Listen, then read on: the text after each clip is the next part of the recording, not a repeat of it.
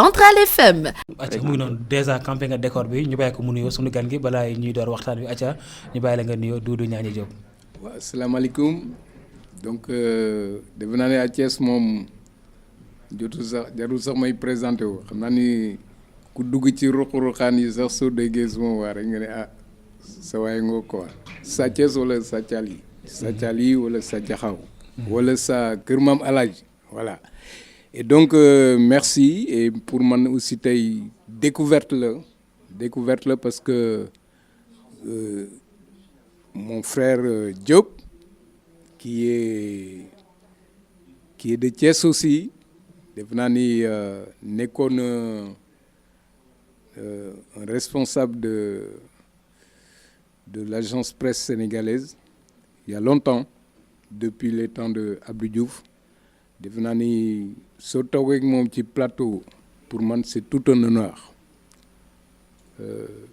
et puis comme ni mu ko waxee aussi ñëpp amuñu chance boobu man tey am naa chance boobu am naa chance aussi que bi ngeen di programmer seen émission bi li xew démb lu mu wax bon que monsieur le président de la République son excellence Bassirou Diakhar Diomaye Faye m'a nommé comme le PCA de la SAPCO. C'est tout un honneur et je présente mes vifs remerciements au président de la République, à son équipe, au nouveau gouvernement et aux Sénégalais, à nos compatriotes. Donc c'est tout un honneur aujourd'hui me toog fii devant monsieur Diop pour que je puisse m'exprimer d'abord sur ces nouvelles fonctions et puis sur ce qui tourne autour du tourisme loo xam ni rek mi ngi yëngatu autour du tourisme donc maa ngi xaar seen question di delloo njukkal wàccee sepp comme d'habitude ah c'est pas la première fois mu ñëw ci plateau bi fii mais en tout cas man Thiès c'est mon Thiès c'est une histoire avec moi et j'y reste et j'y demeure voilà. acca mu ngi noonu Thiès boobu sax dinañ ko waxtaanee ci biir émission di Diano Seck doyen tudd na ko léegi tabb nañ la nga nekk li nga xam ne mooy président conseil d'administration de la société d'aménagement et de la promotion des côtes et zones touristiques du Sénégal mu di SAPCO mu nekk ay fonctions yu yees yoo xamante ni tabb nañ la ko nga njëkk koo yëkkatee fii ci Central FM déjà lan ngay wax ci nomination bi ak lan la ñuy xaar ci nomination boobu nga xam ne teg nañ la ko yan jéego yu yees nga nar a indi ci mission boobu ñu la dénk muy SAPCO. waaw xam nga bon lu may wax rek remercier monsieur le président de la République parce que sénégalais yi bari nañ fi bon defe naa ni su ma choisiree pour jox ma mission bu ma war a accomplir pour le pays pour la nation et pour le peuple bon je suis content c'est une satisfaction et puis mon souhait ñaan yàlla mu may ma kàttan bu ma ko mën a assumer di gërëm nag aussi suma waajur ak suma ay dëkkandoo waajur yi fi nekkoon tudd naa léegi la famille Ndiéguène c'est presque ma famille donc maa ngi delloo njukkal ñoom ñëpp léegi bon xam nga PCA moom président conseil d'administration damay liggéey ak le directeur à côté ki ñu nommé ki nga xam ni moo yore prérogative bu gestion yëpp ci nu ñu tege kaamiru nu ñu war a doxalee SAPCO bon SAPCO nag dafa nekk lu yaatu parce que defe naa ni dañ ko tasaare ba mu couvrir Sénégal yëpp ba nga xam ni lu waay di defeti wala lu nit di defeti ci suñu dëkk bi dina am contrôle dina am surveillance loo xam ni dafa wuute ak li fi amoon nga xam ni comme wax naa ko rek ci yeneen émission yi ku ni cëpp Sénégal ak sa ñetti bagages foo taxaw rek daal di fay installer hôtel wala dara wala nga installer benn restaurant même am na ñoo xam ni man dem doon am na ay intervention yu ma daan def ci ay coin Sénégal ñëw nga fekk benn juma wala benn église à 20 mètres nga def fa hôtel kooku mënul nekk loolu moom dootul nekkati wala benn école nga ñëw def benn école benn hôtel ci wetam yooyu aussi daf fi amoon yooyu yëpp maintenant dañ ko fi jéem a dindi mais fonction la boo xam ni kii la rôle d'orientation et d'approbation defe naa ni ki ñu nommé amul lu ma koy jàngal xanaa kay nekk ci wetam en tant que professionnel, en tant que, on va dire, entité, on va dire aussi. Et voilà. Et puis man, j'ai toujours dit aussi que aujourd'hui, je dis ñoom la ñu war a teg ci kanam. Bon, ñi nga xam ne nag am nañu volonté, am nañu compétence, am nañu pouvoir aussi gunge leen pour que projet bi ñu teg mën a dox. Donc foofu laa def nii foofu la contribution bi nekk. Alors c'est un jeune de chez nous Tivaouane xam nga Thiès moom ku bëgg Thiès rek di nga bëgg Tivaouane. benn la voilà benn la quoi benn trait d'union c'est la capitale tijania. Voilà mon directeur donc Mboup que j'apprécie beaucoup parce que daje nañu ba waxtaan. waxtaan tout à fait. suñu corde yi def naa ni presque ñoo àndandoo. moom tamit. dina yomb bu baax dina yomb et puis parce que moom tamit comme man rek dafa am expérience bitim réew nekkoon fii aussi am na yoo xam ni man dajale na ko loo xam ni dina mën a doxal liñ ko dénk tout à fait donc ko ci jàppale tuuti rek dina mën a dem dina mën dem on voit que Sénégal je sais que à côté de nous Saly qui a été benn phare sur le tourisme sénégalais parce que le tourisme balnéaire a été un tourisme bien apprécié dans les années 80, 90, 2000. Mais aujourd'hui, on a vu que tey tourisme presque Saly, il n'y a que le nom. Bon, les autres qui dans le sud, dans le nord aussi, on voit qu'il y a beaucoup de choses qu'il faut régler. Donc vraiment, vous travaillez toujours dans votre table un dossier xam nga ko parce que xam naa ni tu connais bien le dossier du tourisme donc yan joyanti la ñu war a mën a defaat ba le tourisme bi nga xam ni si ma mémoire est bonne am nay années yoo xam ni ça a représenté presque deuxième après l'agriculture la pêche on parlait du tourisme au Sénégal troisième secteur pourvoyeur de ressources pour l'économie du Sénégal léegi tey yéen naka ngay fas yéene taxawal pour redonner waat ce blason là pour que le tourisme sénégalais reprendre son flambeau. Voilà xam nga ñun bu ñuy commencé décider dem tourisme man pratiquement suma benn frère moo jaar fii Thiali fekk juste may am suma entrée en sixième à Khombole mu ni sama yaay mais orienté ko tourisme fekk boobu moom mi ngi gérer l'hôtel des députés qui est à Mboro du temps de feu Léopold Sédar Senghor voilà noonu la demee mu wàcc di dem Dakar jaar kër ga conseiller pour mu dem xam naa ne boobu mi ngi doon xalaat ku ko jàppale si foofu bon alors ñun dañu fekkee temps yooyu ba nga xam ni le Maroc ak ñun ñoo méngoo woon ci domaine yu bari nag parce que su dee domaine tourisme sax ñun dañu amoon ay sénégalais yu doon dem di jàngal marocains yi et je pense citer par exemple professeur Fall bon mes promotionnaires suñu ma déggee dinañ comprendre le mot et donc ñun ñu démarré l'hôtel Sofitel Dakar qui s'appelait le Teranga et puis bi ñuy def ubbi Cap Skirring aussi en Casamance le premier club bi ñu koy ubbi vers les années 73 74 bon aussi ñun man ma demoon pour former certains recruter des villages environnants donc man suma histoire ak tourisme dafa xaw yàgg et particulier parce que dama fekkee bu ñuy former ñi nga xam ni jànguñu étranger yi ñëw investir suñu dëkk bi am problème mu personne ressource yu mën a accueillir seen clients yu ñëw donc yooyu dama ko fekkee moo tax ma terminer tey ak benn école hôtelière toujours pour les jeunes de Thiès aussi dugalaat leen ci rang bi voilà la formation bon pour ñu ñëwaat ci question bi au niveau de la Petite Côte bon li ñu fa war a jubanti dafa bari parce que dëng bi moo bari woon.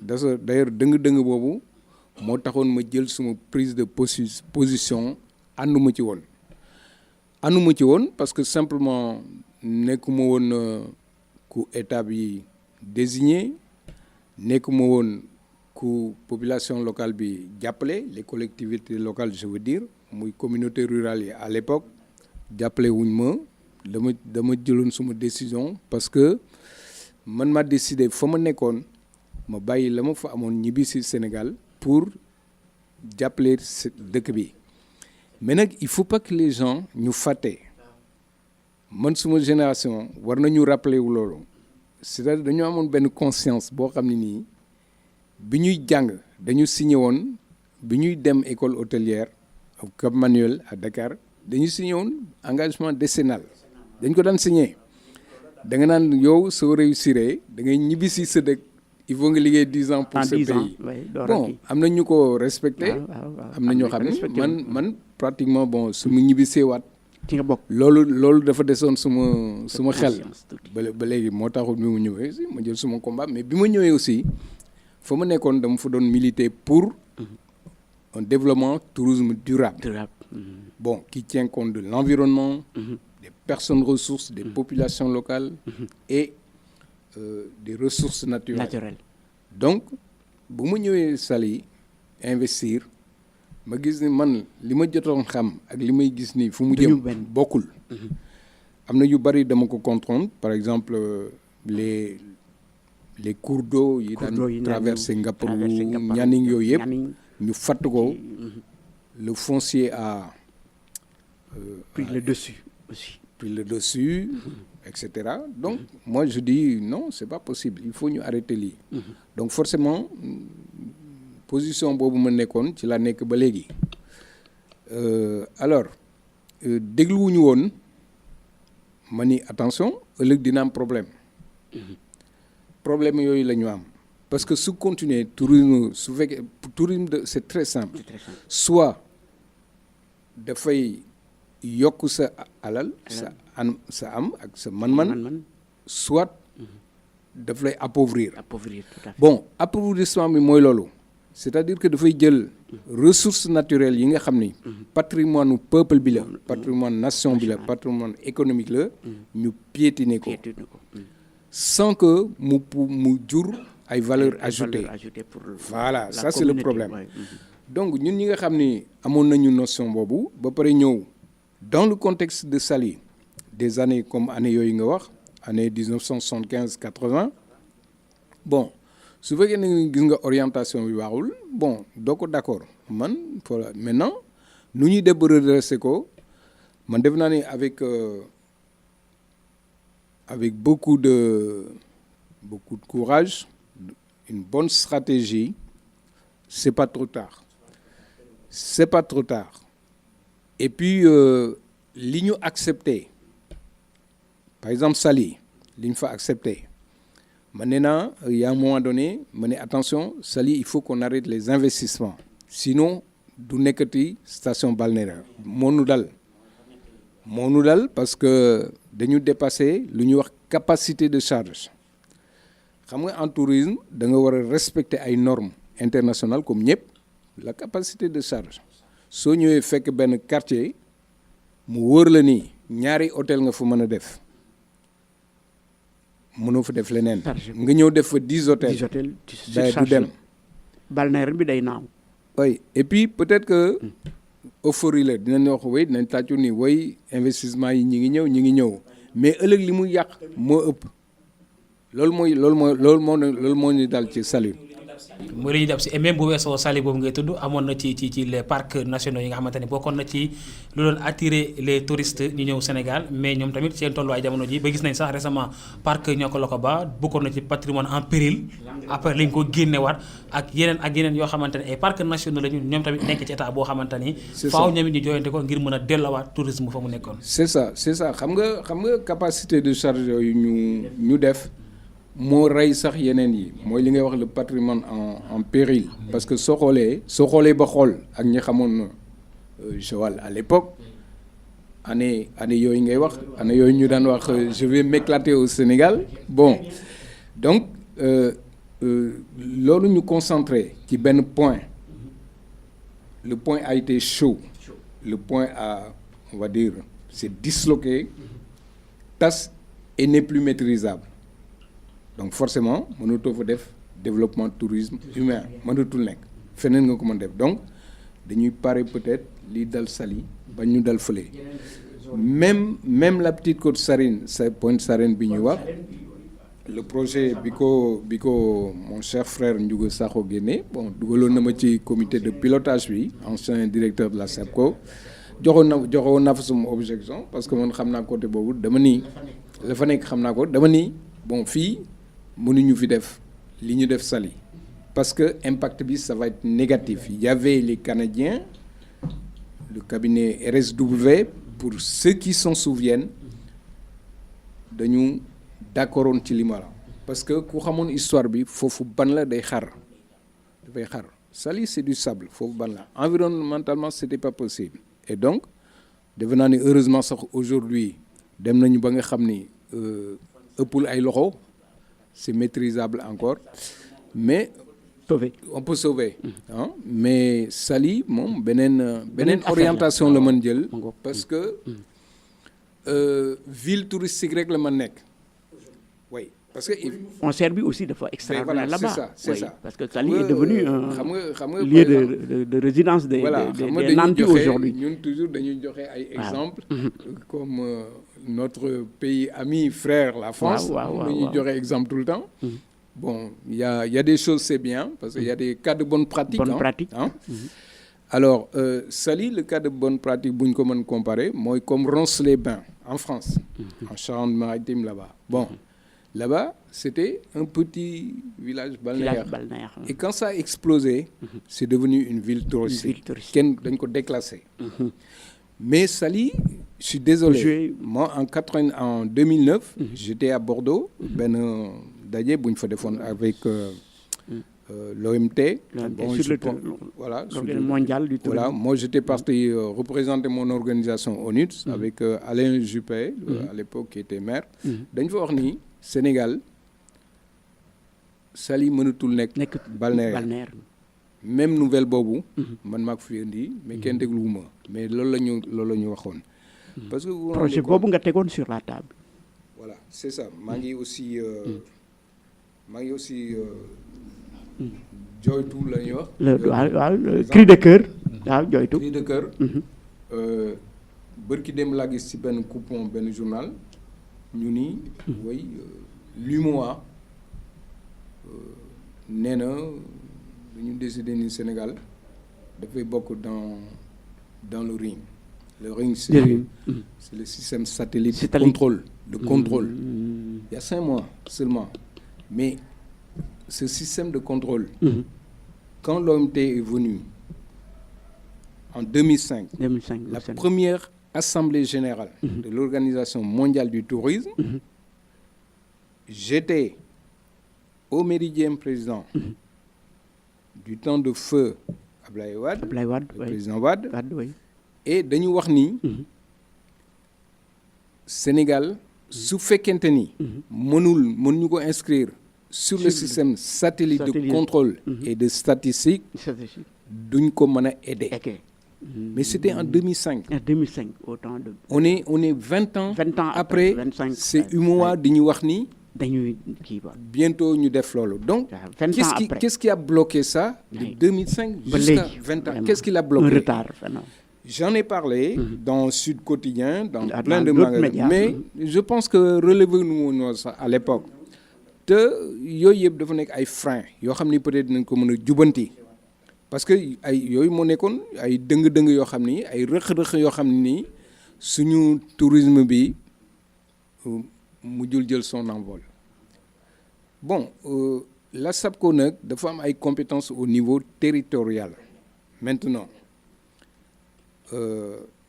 defe naa ni dina am aussi zone yoo xam ni man dinaa ci joxe suma xalaat suma conseil ba nga xam ni dinañ fa mën a def lu jariñ secteur bi et puis surtout nag xam nga le tourisme man dama daan wax tout le temps ñu bari liir nañ ma ci loolu def naa ni dama ni soo créer benn campement bu ndaw rek di nga créer 10 emplois jeunes gardien, cuisinier, réception, etc. Donc, ménager, voilà, c'est un secteur à valeur ajoutée, très forte valeur ajoutée. Et donc, par exemple, on a ici, il y a, depuis 10 ans, Cri du Cœur, à Loucagne, il faut du tourisme intégré. Mais nous n'y dégoûtons. Et voilà, par exemple, et c'est une après, forêt classée. Et après, il n'y a pas bon, je crois que faut aussi, maintenant, il faut rattraper, il faut sauver, bien sûr. dafa am beneen rôle bu muy joué tamit ci environnement bi est-ce que buñ ko soppee la dina mën a continuer de jouer rôle bu muy am ci environnement bi. Ouais, mais justement parce que xam nga le tourisme intégré beaucoup le tourisme enclavé là. Le tourisme enclavé c'est le tourisme de masse. Ça s'arrête à Atlanta, Saly, à la porte de l'hôtel jusqu'à Atlanta. Xam nga kooku ñun ça nous regarde pas. C'est géré par l'exogène, par les pays émetteurs. D'accord. Nous, ce qui nous regarde, c'est de la porte d'entrée de l'hôtel jusqu'à Mbirkilan ou Fadial ou ailleurs. D'accord. C'est ça qui nous concerne. Pour un peu restaurer certaines voilà. sites. Et donc, voilà, le tourisme intégré, son rôle justement, c'est de faire un tourisme responsable d'abord, c'est-à-dire qui entretient l'environnement.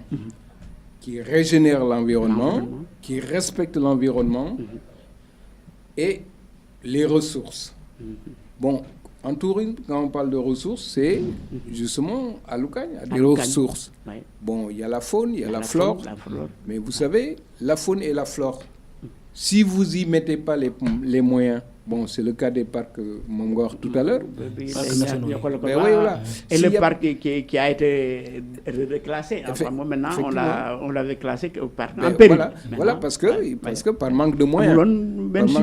Oui, donc, si on investit, par exemple, à Loucagne, voilà, si on crée, voilà, c'est le pôle d'attraction. Par exemple, à Loucagne, si on faut créer un pôle d'attraction, synergie économie bobu, dina tax ressources pour nous entretenir, mais avec la réglementation. Il faut réglementer. Le cas qui était flagrant pour me défendre sur la Petite Côte, c'était vers les années 2005, 2004, 2005 aussi. Quand on a commencé, j'ai la forêt de Baobab de Ngekor. Parce que si je suis Thiès, au collège à Mour, il faut que je dañuy gis touristes yi di pique-niquer foofu dañuy gis les villageois à l'époque ñuy dindi écorce bi di ci def ay buum di gis population locale bi di wut bu yi te ci la ñuy defee seen soow alimentaire n'est-ce pas après ñu xëy un jour le système foncier le développement de la boulimie foncière bëgg engloutir tout ça.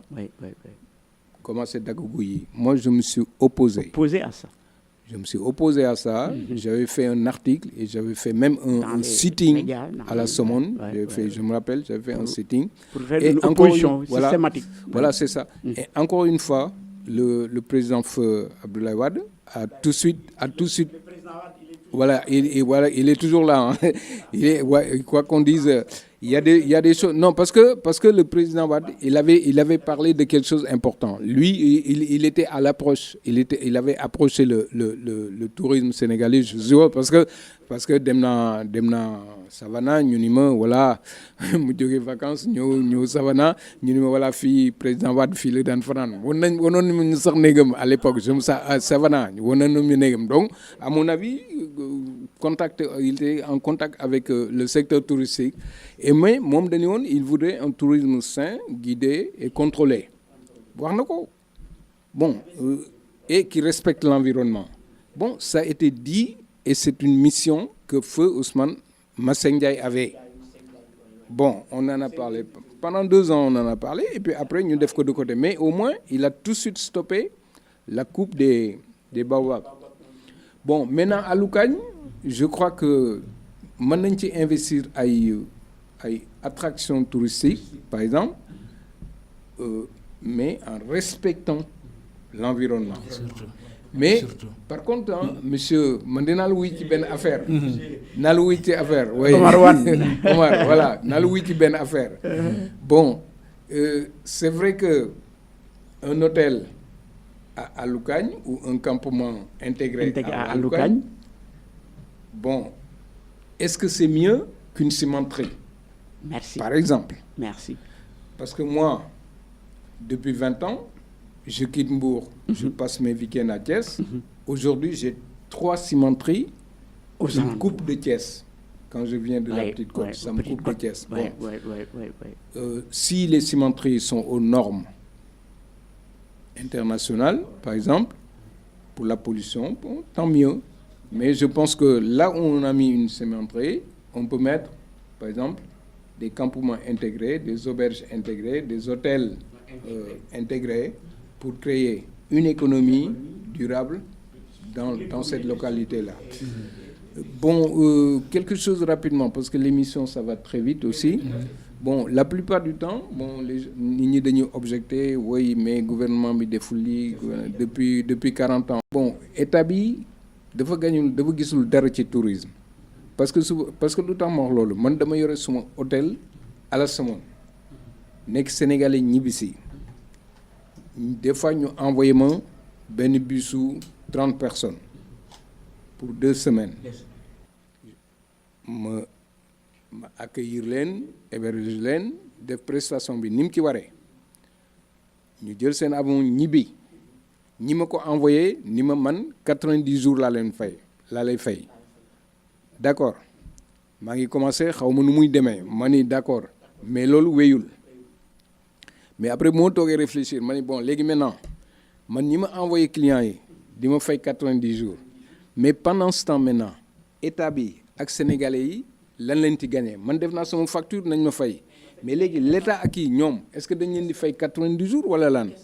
Bon alors bi ma defee sumay recherche ma gis ni par exemple la taxe sur la valeur ajoutée parce que transaction économique booy gis rek day am valeur ajoutée mooy les TVA. voilà léegi valeur ajoutée bi ñi ngi ko créé fële ñi ngi ko créé bitim réew. Ça veut dire que du dugg fii. du dugg suñu kees ma ne mais léegi nan la ñu mën a def léegi. ba ñu mu am ñun mu dugg suñu. voilà suñu kees état par exemple Maroc ñoom am na calcul bu ñuy def boo xam ne nii dañu am taxe sur valeur ajoutée unique lañ koy wax. Ça veut dire que ña fay fële il faut ñu déclarer ko fii. Très bien. loolu nag wax naa ci ba sonn. Ça n'a pas. ba sonn mais aujourd'hui tu peux. mais ba léegi maa ngi continuer di ci wax. di plaider pour ça oui. voilà di plaider. moo tax ñuy wax ni tourisme dafa bokk ci les activités économiques du pays bu fekkente ni nga ko expliqué noonu la situation demee par rapport ak clients yi jógee biti réew ñëw loger pare ji bi fekk état amu ci dara. non xam nga tourisme dafa nekk quand même c'est un peu complexe. C'est une économie internationale. Bon moo tax organisation mondiale du tourisme di légiférer dugal ci loxoom pour que ñu organiser parce que dafa nekk une organisation bon qui est verticale. Verticale ça veut dire que marché émetteurs yi ñoom ñooy envoyer les produits les clients ñun l'accueil rek lañ ci am.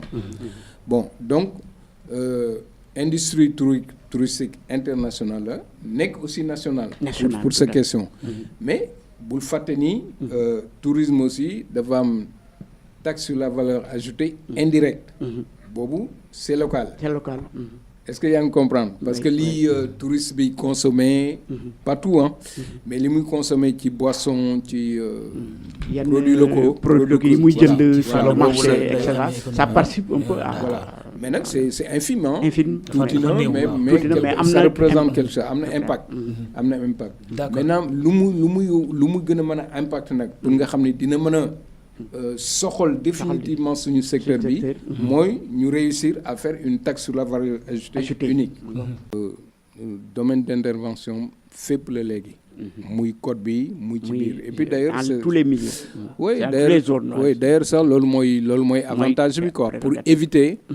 éviter ces concentrations ñu jël benn point rek dépasser bàyyi ci des bàyyi capacité de charge mu déborder donc léegi par exemple am na ñoo xam ni dañu bëgg a développer tourisme rural tourisme pour la pêche on même parler de prime religieux tout ça on l'a inclus dans les tout ça su fekkee ne un investisseur jóge na bitim réew bëgg a def benn projet d'allotement, mooy hébergement, touristes par exemple pour le Magal le Magal de Touba ou le Gamou de Tivaouane.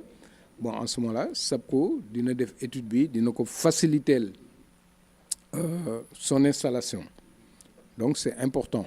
Yooyu c'est nouveau, parce que avant aussi voilà, c'est des concepts nouveaux parce que avant mënuloo développer le tourisme religieux comme ni ñu ko daan defee rek ci ay séminaires dans des salons refroidis là, climatisés.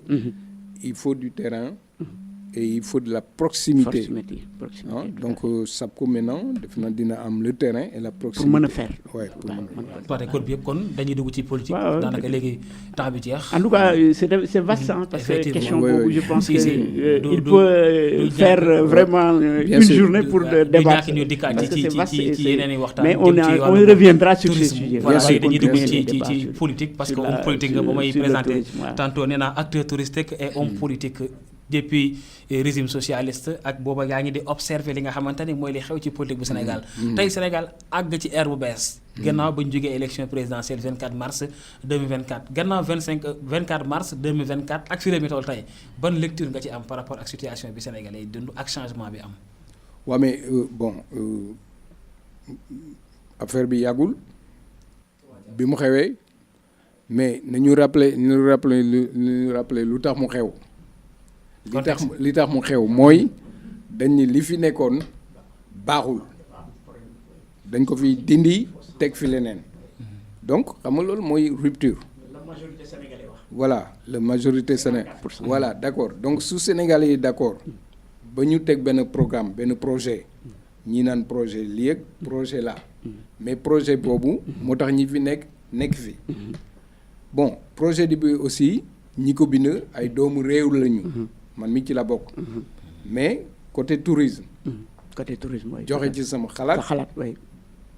Joxe ci sama conseil. D'accord ak ñeneen. Tout à fait. Donc suñu commencé man defe naa ni soo jëlee benn habitude ci benn da nga jël benn famille rek ku nekk ak habitude am nga xëy un jour nga ni da ngay changer habitude yi. Kooku defe naa ni soo moytu fa sax. Famille bi tas. Mais un État c'est pareil. Un pays c'est pareil. Tout à fait. Am na changement. Donc changement yi day dem pas à pas. Secteur par secteur. Région par région. Et noonu la mën a demee. Pour mën a mais nit ñi lu ñu bëgg apporter les changements. Voilà nit ñi lu ñu bëgg ñoom. Par exemple nga ñëw bëgg a casser yëpp d'un seul coup. Kooku ça ne nous arrange pas. Du tout. Politiquement du ñu arrangé. Lu ñu arrangé mooy projet bi que d'ici 2 ans ñu dugg déjà dans la phase concrète tout à fait ouais. Et la phase boo xam ni dinañ commencer gis ay lueurs teg les premiers pas mais aujourd'hui nan nga bëggee def changement par exemple nga ñëw ci benn sectoriel nga ni léegi voilà c'est vrai teg naa fa directeur bi mais directeur bi c'est en équipe boobu nga fa fekk suñu d'accord ak directeur bi xam nga loolu aussi blocage loolu moo xew actuellement mais ndànk-ndànk def naa ni ñu ngi koy réussir ñu ngi koy voilà ñu ngi koy les changements en tout cas bon c'est intéressant parce que moi je pense que bu ñu nekkee en face de il faut rappeler aux auditeurs que ñu ngi nekk ak Doudou Niania Diop qui est un pur Thiessois qui se réclame Thiessois pur et dur wax na ko sànq mais tey politique bi au niveau de Thiès on a vu que Thiès yàgg na occuper place stratégique dans la politique du Sénégal depuis Léopold Sédar Senghor en passant par d'autres bon maintenant tey Thiès ban caricature nga mën a jox Thiès tey sur le plan politique approché nga ñoom Ousmane Tanor Dieng approché nga ñoom feu Ousmane Tanor Dieng ak et cetera ak ñeneen ñi nga xam ni marqué nañu politique région de Thiès tey bon tey aujourd'hui on a ton ami Birame Souleye qui aujourd'hui est au pouvoir et représente quand même quelqu'un dans l'échiquier politique Thiès léegi alternance boobu ba ñëw ba ci alternance générationnelle boobu ban kii nga koy jox yow tey. bon man lu ma ko gisee c'est du positif parce que Thiès li fi nekkoon waa Thiès ñoo dem ba xool ni li fi nekkoon mënatul dem donc nañ ko changer benn équipe ñëw présenter seen programme ñu fal leen bi ñu falee ba léegi nag ñi ngi liggéey parce que defe naa ni suñu liggéeyul woon même parce que ci local yi la commencé local yi on a gagné haut la main bon xam nga soo ñëwee ba fu mel ni fa ma nekk na le Thiali nga dindi fa la fa nekkoon c'est du béton parce que c'était pas évident et donc législative yi ñëw ñu répété waat ko présidentielle yi ñëw ñu répété waat ko confirmation donc ci kanam la jëm et comme ci kanam la jëm bon résultat yi aussi def naa ne bientôt ci kanam dinañ ko gis parce que Thiès xar kanamu Thiès mi ngi commencé changer suñu xoolee tuuti même suñu xoolee tuuti Thiès jeunes yi les population Thiès ils sont plus sereins parce que am na période boo xam ni c'était compliqué. l'agitation ville rebelle.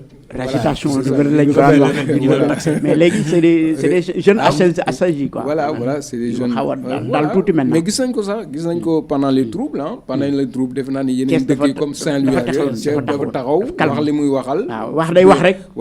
voilà il garde les armes. mooy la carte. exactement et man pour montrer son kii. voilà son assise bon man defe naa ni maa ngi leen di encourager ci loolu surtout les jeunes bon ñun ñi nga xam nañ ni mu demee woon politiquement ak léegi xam nañ ni léegi bon li fi xew nii dal na xel bon quant à mon frère man je vais dire Birame oui. bon Birame dafa nekk liggéeykat tout à fait liggéey na Birame moom inspecteur des impôts et domaines n'est pas n'importe qui oui liggéey na ñëpp des responsabilités au niveau de la voilà ñëpp a gis aussi voilà justement responsabilité yi mu jël yi mu yenn woon yëpp des impôts et domaines yi mu yenn woon yëpp liggéey na ko et d'ailleurs moo tax bi mu bàyyee posam bon c'est son adjoint qui s'est présenté et qui a gagné na à 50% waaw.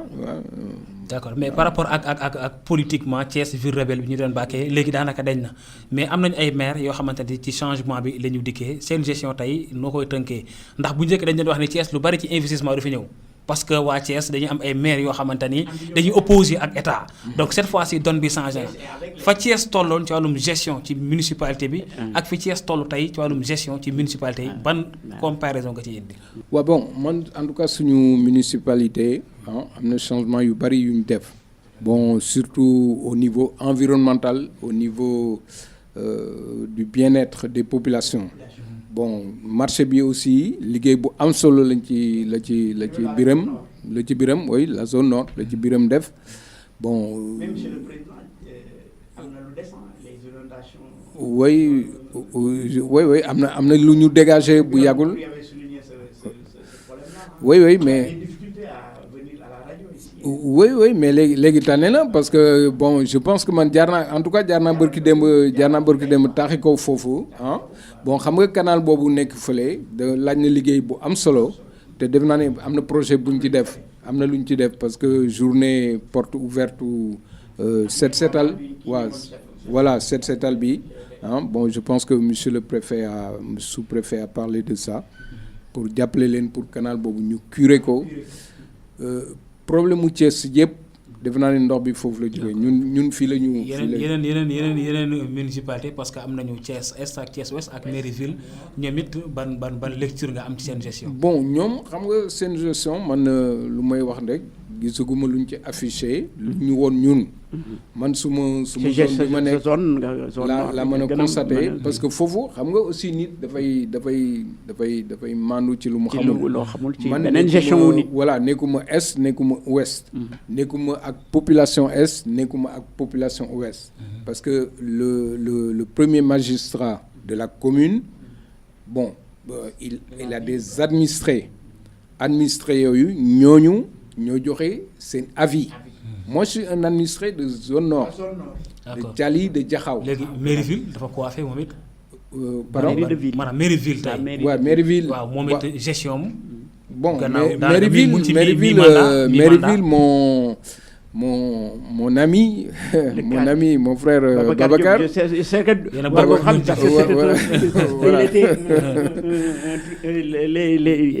Il a été formé par Ousmane Tanor Dieng, par le PS, ouais, c'est ça. Socialistes, bon. Donc Babacar bon ñëpp gis nañ li mu def devant la mairie, la place de France et tout ça mi ngi liggéey mi ngi avancé.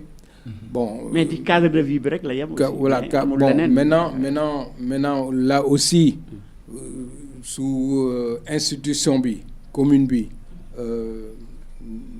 promulguéwul ay action yu ñu def ay information yu ñu jot ñun ni lii ak lii def nañ ko mënuñu ci prononcé wu. Donc une commune aussi son rôle c'est d'informer sa population locale.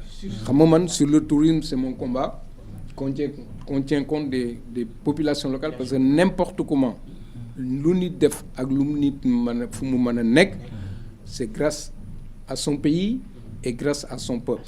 Sinon nit kese rek mënul tëm ni man def naa man maa nekk lii mënul nekk c'est pas possible. Voilà donc maintenant suñu li ñu teg suñu bët mooy sur le cadre environnemental. Sur le cadre économique, bon, moi je sais que l'école que j'ai à l'entrée de Thiès, l'école hôtelière EHT, bon, Babacar voilà, il a aussi envoyé des jeunes, je l'en remercie. Ça aussi, ça fait partie des actions d'emploi, des actions sociales. Yoo xam ni ñoom ñi ngi koy def, mais il faut que bis bu ñuy def des restitutions par exemple des actions de la mairie ñu jël ko ci en compte tout à fait voilà c'est ça voilà mu ngi noonu kon ñu ngi may xamal ni ak juróomi simili moo des ci temps bi jeex tudd na ko mook Babacar Diop parti socialiste ak nu mu côtoyé Ousmane Tanor Dieng tey bëgg nañoo xam sa appréciation par rapport ak fii parti socialiste tollu tey.